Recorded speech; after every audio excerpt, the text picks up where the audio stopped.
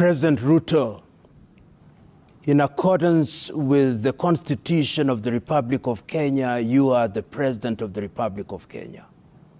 This is the time when history calls upon leaders to rise above the parapet of partisan politics and to seize the opportunity to stabilize the ship of state. He believes that he won the elections, but all institutions established by the Constitution say otherwise. The IEBC said that President Ruto won the election. He petitioned, and the Supreme Court said that the elections were properly conducted. Having submitted himself to the jurisdiction of those institutions, however aggrieved he is, he's got to accept that that is the result. Because the other route that he can take is the route that he is taking, the route of what is effectively a revolution, is asking that the government of the Republic of Kenya, as presently established, be removed. And that can only be disruptive because President Ruto and the government that has been established will not just be sitting back and say, oh, come, hallelujah, we now accept. They will resist.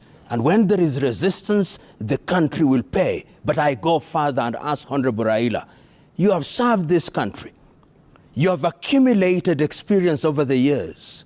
You have political influence. You have individuals who voted for you. Why don't you use that capital, political, social capital, and use your members in parliament to address the issues that concern you? What are those issues? One, that the cost of living is rising to the detriment of Kenyans. Parliament can do that. Your governors can do that. The president can do that. That you lost in a manner that you consider to be unfair. Look to the future. Let us ensure that the institution charged with undertaking and oversighting election is dealt with in a manner that we don't have future occurrences. Then history will say, behold, a patriot. Behold, a selfless man. Behold, a man who sacrificed all. Behold, a man who deserves historical credit. The Honorable Odinga and his acolytes pull back. On Monday, the 20th day of March, businesses will not open in Nairobi. Responsible businessmen will not come to town. In cities and towns across the Republic where Honorable Odinga has support, there will be no activity. Billions will be lost. Some people will be hurt. The country, as I said, is on tenterhooks. The question that I ask, if a mistake is made by one of the demonstrators or one of the security forces, then there is copycat revenge spread across the country. Can Mr. Odinga and his comrades in Azimio assure this country that they have control? They have promised peaceful demonstrations. I've heard some of their foot soldiers saying, there is no peaceful demonstration. Are they reading from the same script? If they don't pull back on Tuesday, what will Kenya look like? And if they don't succeed in removing President Ruto on the 20th, and they will not succeed, what is their game plan? What is the end game? Will they go to the bush? Because there is now an army complete with uniform. Will they go to the bush? Will they attack Kenya and overwhelm us and depose this government and install another one? What is the end game? Can they build the scenarios for us before 20th? And I'm saying, let us not get there. Let us not get there. Let us pull back and ask, for what? For what are we doing this? That is all we ask. Yeah. And I'm sure there are no shortage of Kenyans of goodwill who think as I do, who desire as I do. But there is also no shortage of Kenyans who are saying, bring it on. I'm telling those Kenyans who are saying, bring it on, you are wrong. And history will tell you, you are wrong. Must be burning, and you are running after rats. Let the rats run away. Let us come back to the house. Let us go to North Kenya and work with one accord for the sake of this country. There are people who can't pay school fees, people who cannot eat. Salaries have not been paid to workers in the devolved units. Yet we want to have a champagne revolution where you fly in with choppers and V8s. That is a champagne revolution. You eat caviar and eggs and sausage, then come to a meeting and tell people who have not eaten, let us invade State House. That is kamikaze, suicide. That is what we are saying is not necessary. No. I hope that by divine grace, as I conclude my letter,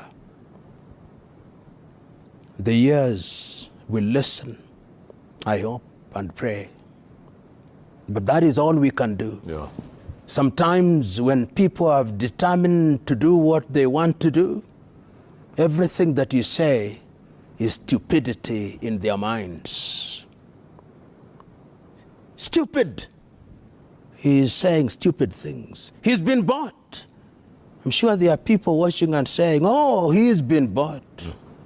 There are people watching and saying, oh, he's the personification of cowardice and stupidity. I prefer to be a coward for the sake of my country. I prefer to be stupid for the sake of my country. Because if we destroy it, you and me and other generations will be in heaven before Kenya is put back together, if it ever is put back together again. This is the time for Honorable Raila and Honorable Ruto to say, the message is sound, even if I don't like the messenger. That is all we ask. President Ruto, in accordance with the Constitution of the Republic of Kenya, you are the President of the Republic of Kenya. This is the time when history calls upon leaders to rise above the parapet of partisan politics and to seize the opportunity to stabilize the ship of state. Don't think it underneath you to approach your adversaries. Do so for the sake of the Republic of Kenya, and history will remember you fondly. To Mzee Raila Amolo Odinga, history is beckoning you to be great. However aggrieved you are, there is a process which is prescribed by the Constitution of the Republic of Kenya. That process did not make you the President of the Republic of Kenya. Rise up and do that which is right. Use your experience and influence to protect Kenya. Do not march on State House. Use constitutional means. To my fellow Kenyans, whichever side of the political divide you are on, remember that if this country is allowed to burn, it will take this generation and generations yet to be born to put it together, if it can't be put together again. This is the moment when our patriotism must be given its pride of place. I beseech you, to those who are advisors of President Ruto, advise him to be a statesman. To those who are urging Mzee Raila Odinga to go on, tone down. You have blood flowing in your veins. Spare your country the pain. God bless you.